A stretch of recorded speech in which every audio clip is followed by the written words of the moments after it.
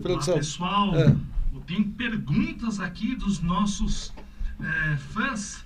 A professora Fernanda perguntando: as cervejas da Juan são top no sabor, mas muito top também são os rótulos e as histórias por trás de cada lançamento. Quem é o responsável? Tem alguma agência para cuidar disso? Ô, louco, hein? Tem, estamos aqui. A agência toda tá assim, aqui. ele e eu. A gente faz as coisas assim, sempre em conjunto, né? Eu e o John. Eu que faço as ilustrações, mas a gente cria junto as histórias e junto reúne as referências de cada rótulo, porque a cervejaria, o tema dela é Western Spaghetti, né? Primeiro, um abraço para Fernanda, que mandou essa pergunta ótima. Boa. E assim, Western a gente... Spaghetti?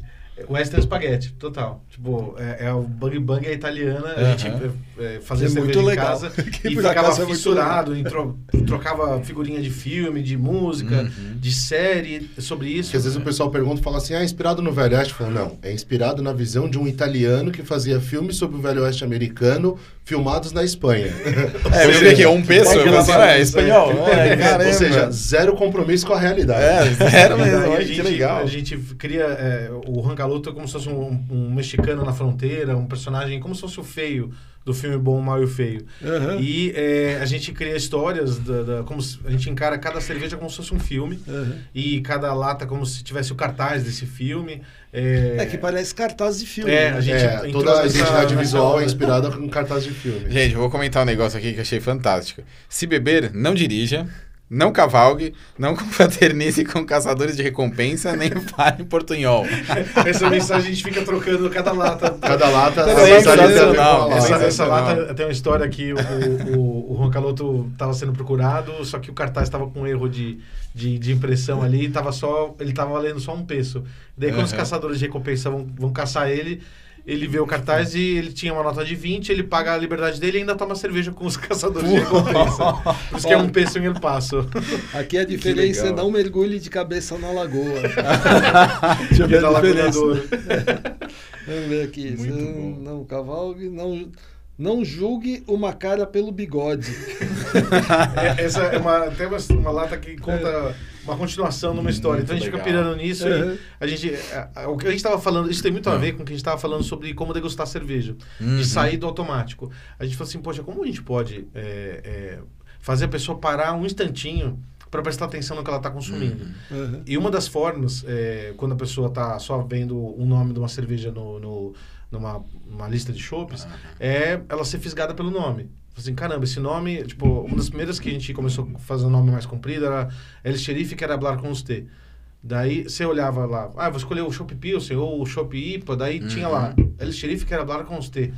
Já inspira uma história. Assim, o que esse cara quer falar? O que eu fiz de errado? Sempre alguém fez alguma coisa de errado. A primeira coisa que me veio na cabeça. Mas, o que quer falar? Deixa eu ver, vamos ver. Daí a gente brinca assim com os nomes das cervejas, com a história que a gente coloca e com a ilustração na lata, para isso tudo casar com a proposta da cerveja, para assim, por um instante pequeno, né? Muitas vezes a pessoa prestar um pouco atenção no que ela está consumindo e não consumir no automático. Assim, não estou consumindo a mesma lata, a mesma cerveja que eu tomo sempre. Eu estou experimentando uma coisa nova, que tem uma história aqui, que tem um porquê. Às vezes até a pessoa não vai muito a fundo, mas ela já parou um pouquinho para prestar atenção no que ela está consumindo. Essas cervejas vocês têm no bar de vocês também ou é para distribuição, para venda? Tem todas para os dois. Tem tanto no nosso bar, como no nosso e-commerce, como tem em bares que são clientes nossos já há muitos anos. Então, legal. A gente vende, acho que tem mais de 80, 100 bares aqui na Grande São Paulo. Vende também para o interior do estado, vende para outros estados, então tá com uma... Já chegou com Galoto na Holanda, na Bélgica. Na Holanda? Na Bélgica? Que tá bom, hein? Mas chegou legal. Como? Alguém que levou na mala e colocou... Rolou uma exportação. Um importador de lá, que queria levar cervejas diferentes para lá, passou aqui, comprou um monte de cerveja brasileira diferente, comprou algumas vezes nosso, né? Sim. E aí ele enche um container, ou metade de um container, com um monte de cervejas, não só com as nossas. E aí ele enche lá, sei lá, 2, 3, 4, 5, 10, 20 partes, sei lá quanto que é, e leva para Holanda. Já rolou para Bélgica e tal, ele que distribuiu algumas vezes. Mas é muito isso, a gente gosta de entregar junto com a proposta do líquido, uma proposta de uma história e tudo mais. A gente se diverte muito fazendo isso. Quem faz as artes, quem tá com a caneta na mão desenhando é o Calote. Eu tô com o chicote na mão.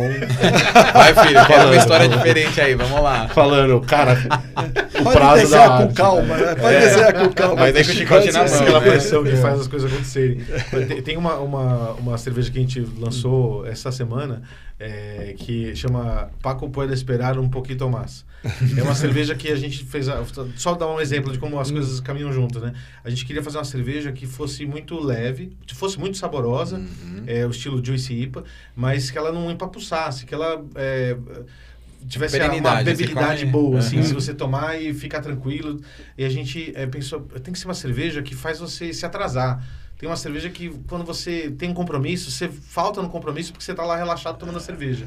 E daí a gente pensou numa história que traduzisse essa sensação da cerveja.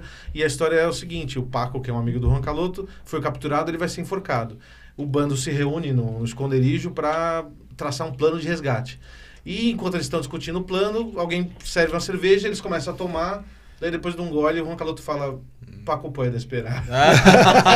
Vamos tomar aqui. Daí na lata a gente colocou, se beber não dirija, não cavalgue, não deixe um amigo na mão, nem fale portunhol. Que legal. Nem Qual fale foi a portunhol, melhor história dessas daí? Qual que mais marcou vocês? Assim? São várias, a gente já fez mais de 70 A cervejas, gente já né? fez 82 rótulos diferentes. São 82 Entre histórias próprias e diferentes. Mas essas colaborativas. 82 continuam em linha ou... Não, Pouquíssimas. pouquíssimas. 3 a gente é mais recorrente, mas é muita cerveja sazonal, cerveja que a gente repete às vezes, mas ou lote único também. então vocês mantêm umas 3 O que a gente sempre vai ter, assim, sempre vai ter uma IPA, uma Juicy IPA, uma Double IPA, uma Double Juice, uma Sour, isso sempre vai ter que ter alguma coisa assim. Uma Pilsen, mas, por exemplo, agora no momento vendeu rápido demais a Double Juice e a gente tá sem Double Juice. Vai chegar logo mais. Então, que é a cara a cara, a gente tá com a lata aqui, mas não tem o chopp. Então, é aquele caso do pequeno produtor, né? Ah, Então, sim. E eu E daí cortei tem a muitas pergunta que ele histórias. fez. Né? Eu cortei a tua pergunta. Faz de novo. E daí tem muitas histórias que estão muito ligadas com a história real que a gente estava passando na cervejaria. Tem uma história que a gente gosta muito, que é da Mi Nombre es Vingança, que é uma cerveja que a gente fez num momento de vai ou racha da cervejaria, que a gente falou, poxa, e aí, vamos fazer mais cerveja? Vamos voltar só a fazer cerveja em casa?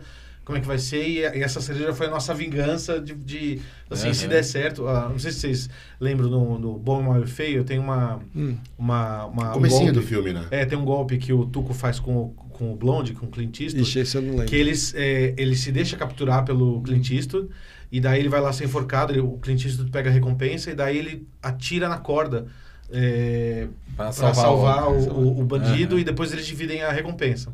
Eles fazem isso algumas vezes. E daí a gente pegou esse trecho e colocou o Juan Caloto lá com a corda no pescoço, e a vingança é esse bandoleiro que consegue salvar o Juan Caloto, e a gente colocou essa história, e é uma história que estava muito ligada ao que estava acontecendo com a gente. Que a gente tava com a corda no pescoço, no momento de belo racha. Esperando alguém atirar na corda, né? Porque aí depois, esse bandoleiro a gente revelou que era a filha do xerife que salvava os presos. Aí essa filha do xerife era a Karina Cristina, e a gente fez, o segredo de Karina Cristina. Na realidade, era o segredo, e o nome que ajudou a escolher foram as nossas esposas, que a minha se chama Fernanda Cristina e a do Calote Alessandra Karina. E o segundo nome delas é meio segredo, elas não gostam de usar. E a gente pegou só o segundo nome das duas e fez um nome duplo com o segundo nome delas. Aí quase deu divórcio.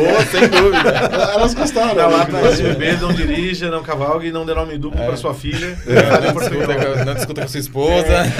Mas a gente gosta assim, as histórias elas vão se encadeando, sabe? Os personagens vão aparecendo de forma recorrente. que Tem vem que escrever primeiro? um livro com o Juan Caloto. A gente tá também fazendo acho. uma história em quadrinhos. Ah, que legal. Acho que já fica a dica, hein? Sim. Fica a dica. Da Vilese. O que vem primeiro? A história, depois a cerveja, ou a cerveja que inspira a história? Varia, né? Não dá pra saber. Às vezes acontece junto, a gente tá discutindo algumas coisas, às vezes a gente pensa numa história e daí a gente fala que cerveja que casaria com essa história, daí a gente desenvolve a receita. O que acontece, parando pra pensar agora, o que acontece muitas vezes é assim, o que inspira as histórias é o momento que a gente tá vivendo. da vida, normalmente. Alguma referência. E essa referência inspirou a história e também vai inspirar as bebidas que a gente vai fazer.